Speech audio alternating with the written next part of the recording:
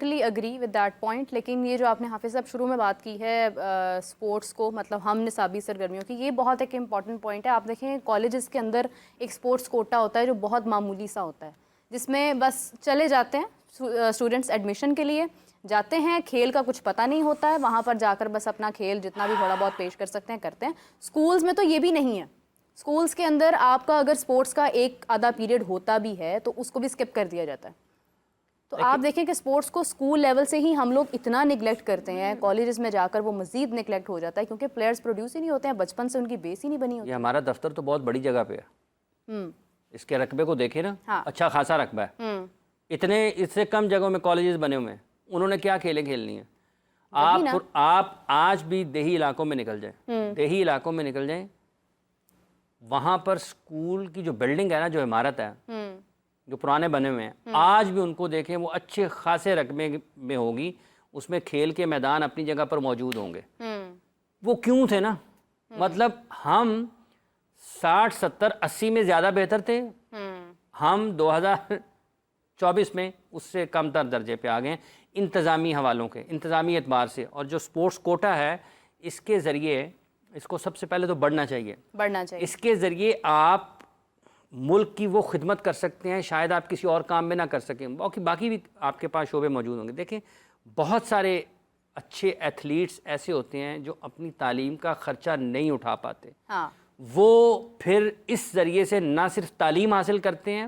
ان کی زندگی بدلتی ہے, بلکہ اگر ان کو موقع ملتا رہتا ہے وقت کے ساتھ ساتھ تو وہ بین الاقوامی سطح پر مختلف کھیلوں میں ملک کی نمائندگی بھی کرتے ہیں. اعلیٰ تعلیم یافتہ بھی ہو گئے, ملک کے سفیر بھی بن گئے مختلف کھیلوں میں نمائندگی کرتے ہوئے. اور ایک پوری کی پوری نسل جو ہے وہ جب اوپر چڑھتی ہے, اور جو لوگ دیکھتے ہیں کہ یار یہ تو ہاکی پلیئر تھا, اس کے پاس تو جوتے خریدنے کے لیے پیسے نہیں تھے, یہ کیسے اس نے پڑھائی کی, ہاکی کے مقابلوں میں شرکت کی, ٹیم میں شامل ہوا, ہاکی اور پڑھائی کو ساتھ ساتھ چلایا, اور اس کے بعد یہ اعلیٰ تعلیم بھی حاصل کر گیا, ملک کی نمائندگی بھی کر گیا. تو لوگوں میں تو ایک نیا جوش اور جذبہ پیدا ہوتا ہے, اور یہی ہوتا تھا پہلے. آپ دیکھیں نا, اگر آپ نے کسی بیرون ممالک تعلیم حاصل کرنے جانا ہوتا ہے کسی بھی شعبے میں, تو آپ دیکھیں کہ اسپورٹس سے ہٹ کر آپ کو خود انویسٹمنٹ کر کے لاکھوں میں آپ باہر جاتے ہیں, اور اگر آپ اسپورٹس کو مائنڈ میں رکھتے ہوئے یا آپ اسپورٹس کے تھرو جاتے ہیں تو اس پر آپ کا کوئی اخراجات آپ کے نہیں ہوتے. آج بھی پاکستان کے بہت سارے ایتھلیٹس بیرون ملک جب وہ پڑھنے کے لیے جاتے ہیں ان کی اسپورٹس اسکالرشپ ہوتی ہے. کچھ جو ہیں انہیں 50% پہ اسکالرشپ مل جاتی ہے, کچھ ہیں جو انہیں 100% پہ مل جاتی ہے, کچھ ہیں ان کو اس سے بھی زیادہ مل جاتی ہے. وہ نہ صرف پڑھاتے ہیں بلکہ پیسے بھی دیتے ہیں, فیسلٹیز بھی دیتے ہیں. بالکل ٹھیک ہے. اب یہ بدقسمتی ہے, یہی اگر چیمپئنز ٹرافی کو یا کرکٹ کو اگر اس حوالے سے بھی دیکھا جائے تو یہ ایک ہے, کاش کہ پاکستان کے جو حکمران ہیں ان کے پاس اتنا وقت ہو کہ وہ اس کو اس انداز سے سوچیں کہ ہم نے کھیلوں کے معاملے میں کیا کرنا ہے. اسپورٹس کی جو منسٹریز ہیں, جو وزارتیں ہیں, اس کی ہماری وزارت کھیل یا وزارت تعلیم,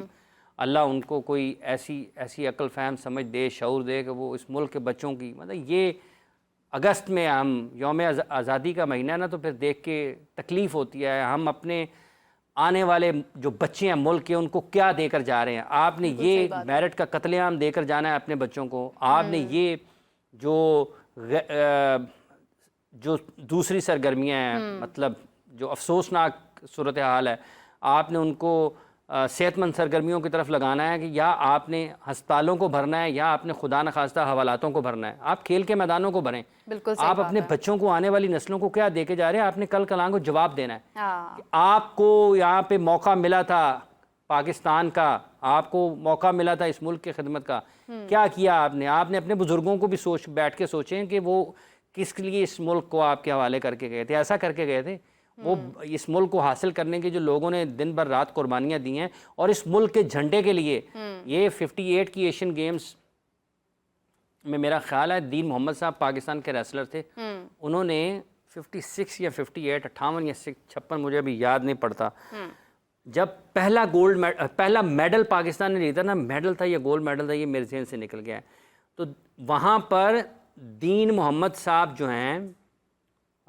پہلوان تھے پاکستان کے, جب انہوں نے گولڈ میڈل جیتا ہے نا, تو لوگوں وہ بتاتے ہیں کہ وہ کسی اور ملک کا ترانہ بجانے لگے تھے. دین محمد صاحب نے کہا میں پاکستان دا میرا پاکستان دا ترانہ چلا ہوا تھے. تو یہ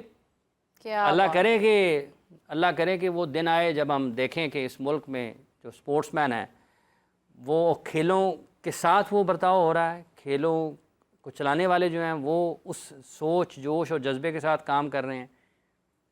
دیکھیں ہر کوئی اپنے ذاتی مفادات اور اپنی ذاتی پوزیشن کو قائم رکھنے کے چکروں میں ہے، اور اسی دوڑ میں آپ اپنے تمام کھیلوں کو اور بڑھتے ہوئے جو ایک رجحان جو دنیا بھر میں کھیلوں کی طرف سے بڑھتا جا رہا ہے، پاکستان میں کم ہوتا جا رہا ہے، آپ اس کو تباہ کر رہے ہیں۔ اور بہت امپورٹنٹ پوائنٹ ہے کہ آپ ایک جونیئر لیول سے اس چیز کو آگے لے کر چلیں، بلکہ میں دیکھتی ہوں کہ یہ جو ہمارے ایجوکیشن منسٹر ہیں یہ بات تو کرتے ہیں کہ ہم نے کریکولم ایک کرنا ہے گورنمنٹ سکولز کا، یا اگر ہم بات کریں جو دوسرے پرائیویٹ سکولز ہیں، لیکن آپ کھیلوں کی طرف بھی غور کریں، کھیلوں کو بھی اہمیت دیں، یہ بہت امپورٹنٹ چیز ہے۔ آپ یہ نصاب ایک کرنے کے نام کے اوپر بھی جو اس ملک کے بچوں کے ساتھ ظلم ہوتا ہے نا، وہ ایک علیحدہ کہانی ہے۔ مطلب کیا بات آپ بہت دیر سے سن رہے ہیں، کیا بات آپ کرتے ہیں، ایک نصاب کرنا ہے، ایک نصاب کرنا ہے، وہ آپ اپنے نصاب کا جائزہ تو لیں، آپ بچوں کو پڑھا کیا رہے ہیں؟ اتنے سالوں سے ایک ہی چیز پڑھتے آ رہے ہیں، کیا پڑھا رہے ہیں بچوں کو؟ دنیا میں آپ ایڈوانس ایجوکیشن تو دیکھیں، دنیا کہاں پر جا رہی ہے اپنے بچوں کو پڑھانے کے لیے؟ کچی پکیریاں کتاباں پڑھائی جا رہے ہو آج بھی۔ بالکل ایسے کچھ تو پاکستان کے بچوں پر رحم کریں یار، یہ بڑا آسان ہے، مطلب یہ پاپولر اوپینین ہے نا، پتہ نہیں کیا کرتے ہیں یار۔ خیر، coming back to the conference جو آج ہوئی، محسن نقوی صاحب وقار یونس بھی موجود تھے، ان کی ایک طرح سے آپ کہہ لیں کہ پہلی پریس کانفرنس تھی جب سے انہوں نے ابھی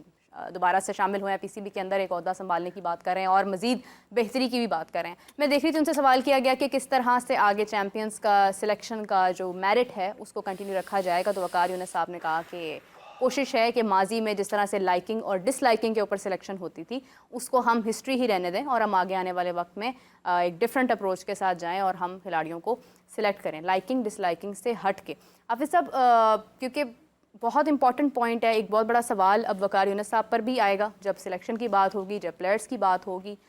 وقت ہمارے پاس کہنے کو تو بہت ہے چیمپئنز ٹرافی میں، لیکن دیکھا جائے تو کچھ بھی نہیں ہے، بہت جلدی وقت گزر جاتا ہے۔ تو کیا امید کرتے ہیں کہ یہ جو وعدے، جو گفتگو ہو رہی ہے، کیا اسی کو آگے کنٹینیو کیا جائے گا، یا یہ وہی بات ہے جو ہم ابھی کچھ دیر پہلے کر رہے تھے کہ باتیں اور وعدے بہت سارے ہوتے ہیں لیکن وقت آنے پر کچھ بھی نظر نہیں آتا؟ دیکھیں، ایک بات تو یہ ہے محترمہ کہ تقریب رونمائی تھی آج، میرا خیال ہے کرکٹ افیئرز کے جو ایڈوائزر ہیں پاکستان میں، وقار یونس صاحب کی، کیونکہ وہ پہلی مرتبہ آئے ہیں اور پاکستان کرکٹ بورڈ کے چیئرمین کے ساتھ انہوں نے بیٹھ کر اپنے خیالات کا اظہار کیا۔ چیمپئنز کپ اب جو اس میں جو شدت ہے وہ یہ ہے کہ نمبر آف میچز، اتنے ہزار میچز ہم نے کروانے ہیں۔ اچھی بات ہے، آپ کو کرکٹ کروانی چاہیے، لیکن اب آپ کے جو پہلے ٹورنامنٹس ہو رہے ہیں ان کی کیا حیثیت ہوگی؟ آپ کے پاس وقت ہوگا اتنا؟ مطلب اگر کوئی بندہ کہے جی کہ میں روزانہ 2 میچ کرانے ہیں اور سال کے میرے اتنے میچ بنیں گے، اس کے بعد ایک ہی گراؤنڈ ہو، تو وہ پھر بے معنی ہو جاتا ہے، یا پھر عقل سے آری چیزیں ہو جاتی ہیں۔ سو گڈ لک کہ آپ میچز کروائیں اچھے جو کروانا چاہتے ہیں، 150 لوگوں تک آپ اس کو 5 ٹیموں پر لے کر جانا چاہتے ہیں، تو وہ لوگ بیٹھے ہوئے ہیں وہاں پر جو گزشتہ 2018 سے لے کر آج تک 5 ٹیموں کا نظام چلا رہے ہیں نا، تو وہ ملک کو بتا دیں ذرا کہ اس سے کیا نکلا ہے۔ آپ کی جو پلیس پروڈکشن ہے وہ ٹھیک ہوئی ہے، آپ کے پاس پول آف پلیس بڑا ہے، آپ کی کرکٹ کی کوالٹی امپروو ہوئی ہے، آپ کے جو انفراسٹرکچر ہے وہ ٹھیک ہوا ہے، آپ کی گیم اویئرنیس بہتر ہوئی ہے، آپ کی فزیکل فٹنس بہتر ہوئی ہے۔ یہ ساری چیزیں تو نظر نہیں آتی ہیں پاکستان کی کرکٹ میں آج، اور اگر اسی فارمولے کو آپ آگے چلا رہے ہیں تو پھر آپ 5 سالوں کا جواب دے دیں۔ جہاں تک تعلق اس چیز کا کہ جس کا آپ نے بھی سوال کہ پسند ناپسند پہ، تو وہ ایک بڑی شدت کے ساتھ بات ہوئی ہے کہ ہم جو 5 ٹاپ کرکٹرز لائیں گے تو وہ اس کو ختم کریں گے۔ عرض یہ ہے کہ ان ٹاپ کرکٹرز کے اوپر ہی سب سے پہلے سوال آتا ہے کہ پسند نہ، مطلب ایک عام بندہ اس کی کیا پسند ہے، ایک عام بندے کی کیا پسند ناپسند ہوگی؟ وہ تو کسی کی پسند ناپسند کا محتاج ہوگا، وہ محتاج ہوگا کسی کی پسند ناپسند ہوتی ہے جو اوپر ٹاپ پر آپ کے کر رہا ہوتا ہے فیصلے، مطلب وقار یونس ہے نا، ان کی پسند ناپسند ہوگی۔ ایک جو ڈسٹرکٹ کرکٹر ہے اس کی پسند ناپسند کیا ہوگی؟ جس نے فیصلے کرنے ہیں اس نے اپنی پسند ناپسند پر لوگوں کو کھلانا ہے۔